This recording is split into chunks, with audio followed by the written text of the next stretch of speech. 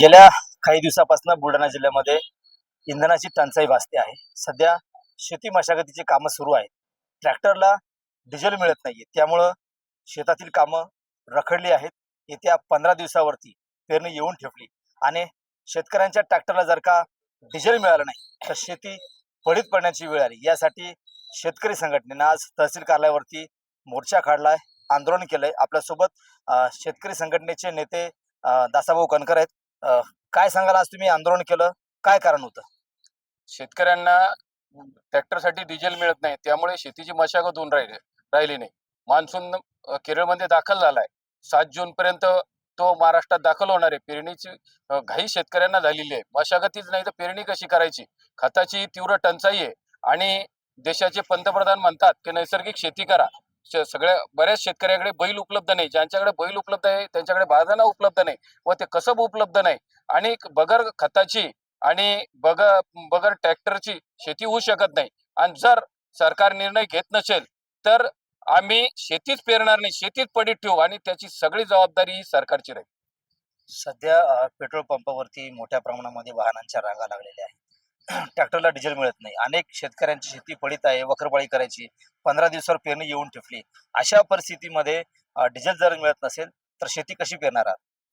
शेती फार कठीण परिस्थिती आहे। आज मशागतीत होऊन नाही राहिल्या, डिझेल मिळत नाही, त्यामुळे मशागती होऊन नाही राहिल्या आणि जर मशागतीत झाली नाही तर शेती पेरणं होणार नाही आणि जर शेती पेरणं झालं नाही तर या देशाला अन्नधान्यासाठी परदेशाची वर भीक मागावं लागत होती।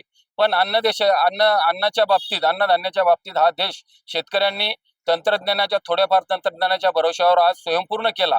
आजही या देशात डाळी व वाहनासाठी परदेशाची भीक मागावं लागते। ऊर्जेच्या बाबतीत आजही हा देश स्वयंपूर्ण होऊ शकला नाही, पण ऊर्जेच्या बाबतीत जर स्वयंपूर्ण व्हायचं असेल तर परदेशासारखं बायोडिझेल व इथेनॉलला खुलेआम परवानगी दिली पाहिजे व शेतकरी समृद्ध होईल व देशही समृद्ध होईल व देशाचे चलन वाचेल। पुढची भूमिका काय असणार? कारण सध्या डिझेल मिळत नाहीये शेतकऱ्यांना।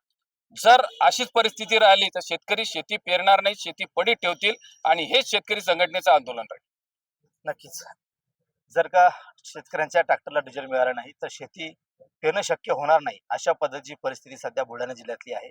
शेतकरी संघटनेनं आज आंदोलन करून सरकारकडे मागणी केली आहे की ट्रॅक्टरला तरी डिझेल द्यावं, जेणेकरून शेतकऱ्यांना शेतीची मशागत करता येईल। येत्या 15 दिवसामध्ये पेरणी सुरू होणार आहे, ती पेरणी सुद्धा करता येईल आणि जर का डिझेल मिळालं नाही तर शेती पेरताच येणार नाही। अशा पद्धतीची परिस्थिती सध्या निर्माण झाली आहे। कॅमेरामन निलेश देशमुखचा गणेश सोळंकी, TV9 मराठी, बुलढाणा।